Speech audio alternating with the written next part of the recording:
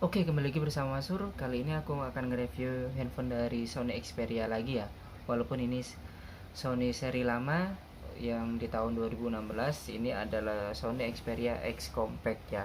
Oke, bagaimana videonya? Ikutin terus ya. Oke, jadi yang ada di depan kalian atau di depan aku ini adalah Sony tipe lama di keluaran tahun 2016. Jadi sekarang sudah usianya, kalau misalnya menurut dari tahun terbitnya handphone ini udah 6 tahunan ya, bentar lagi mau 7 tahun ya. Jadi ini adalah Xperia X Compact ya. Ini depannya sudah aku kasih hidrogel bro, maaf sedikit berminyak ya. Jadi makanya sedikit kusam nih dikasih yang blue red. Jadi untuk yang Xperia X Compact ini dia untuk tipe desainnya dulu ya, karena memang tipe jadul ya. Jadi dagu sama jidatnya nih handphone masih besar. Jadi menggunakan perbandingan rasio resolusi layar 16:9 kayak gitu. Kalau yang terbaru kan kalau nggak 18:9, yang Sony yang tipe terbaru 21:9.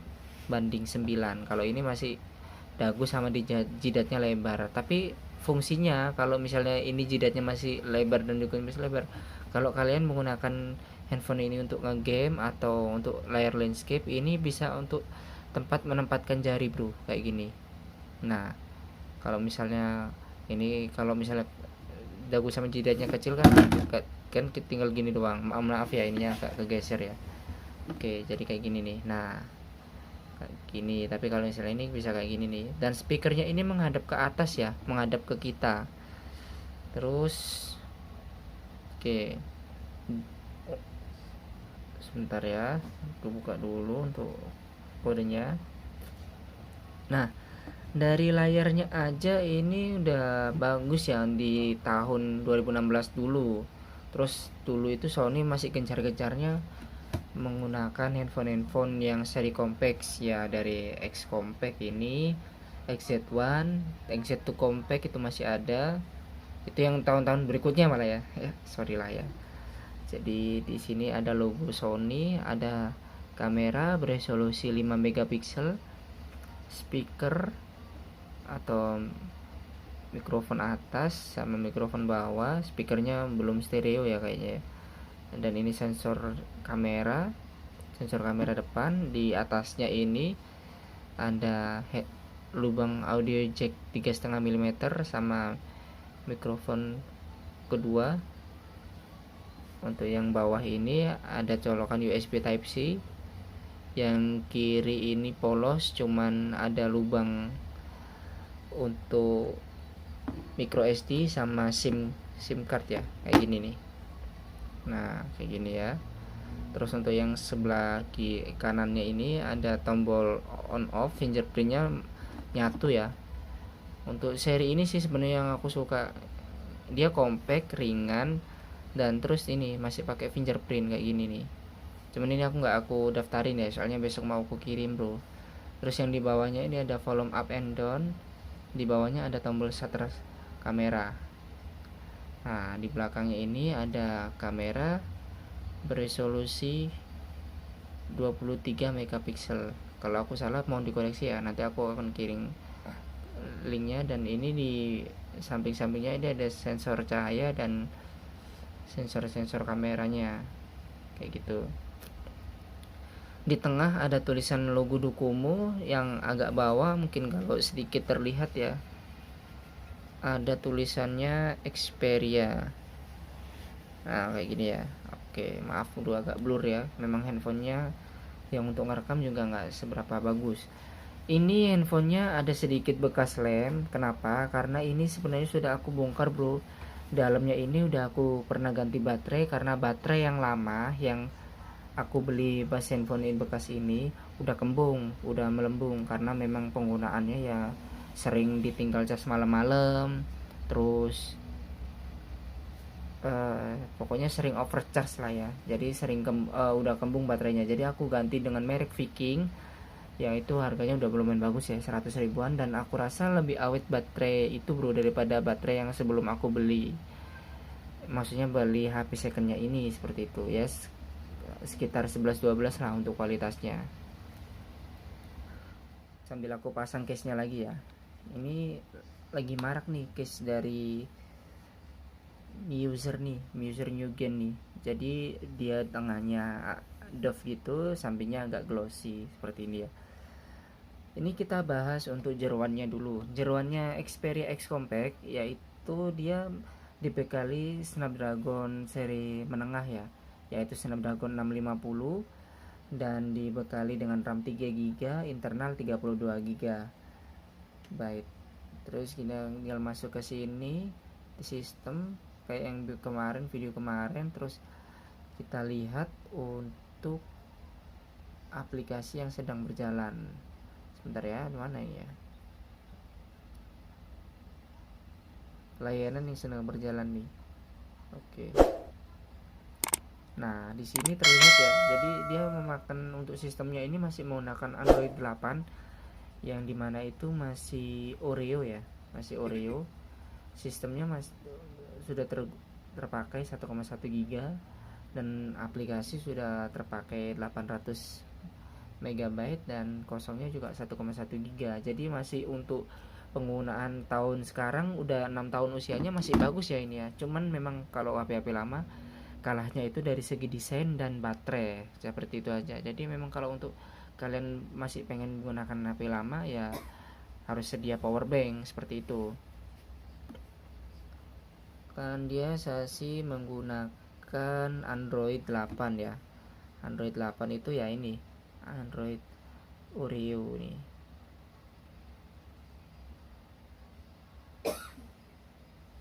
Itu ya masih menggunakan ini nih, tentakel nih. Betul. Oke, terus bahas apa lagi ya? Bahas kelebihannya di Sony tipe lama itu nggak tahu ya. Kalau sayanya aku masih punya versi terbarunya itu, yaitu Xperia 5. Yang aku buat kamera ini adalah Xperia XZ2 Compact. Jadi dia masih menggunakan sistem Xperia Assist kayak gini bro. Ini lebih bagus, lebih gampang. Kalau yang terbaru aku malah nggak bisa. Dan di sini aku sudah menggunakan untuk permainannya ini, biasanya aku setting yang di permainan ini aja, di Xperia Action-nya. Dan dia kalau misalnya di mode stamina-nya itu, kalau yang di seri Oreo sama Pi itu, bentar ya, jadi baterai dulu ini. Nah, di mode stamina. Nah, di mode stamina ini, di level stamina, kalau di Oreo sama Pi dia masih ada 3 tingkatan seperti ini bro. Jadi ada waktu baterai yang disukain, yaitu ya lebih penggunaannya lebih dibatasin lagi, tapi baterainya lebih irit. Ada yang penggunaan daya seimbang, ya balance antara baterai sama kinerja power seimbang. Tapi kalau kinerja perangkat yang disukain, dia tetap menggunakan level stamina, tapi dengan ya waktu jam yang dikurangin lah ya. Ini di sini aja udah beda loh, 15 jam 18 menit, yang ini 16 jam 2 menit, 17 jam 43 menit. Ada 3 mode ini. Tapi kalau misalnya di seri Android 10 itu level stamina nya cuma 2. Kalau nggak hemat daya seimbang sama waktu baterai yang disukai. Yang ini udah nggak ada nih. Jadi memang Xperia itu karena baterai seri Android 11, 10 atau 11-nya itu baterainya sedikit, dia ngakalinya dengan level stamina yang kinerja perangkat yang disukain sudah nggak ada bro, udah dilepas lah sistemnya dari Sony. Cuman dia ada mode untuk gaming tadi itu, kalau memang kalian bagus untuk game, apalagi di Xperia Mark itu dia sudah ada colokan. Jadi kalau kalian ngecas itu colokan charger ini langsung ke handphonenya, nggak melalui baterai dulu seperti itu.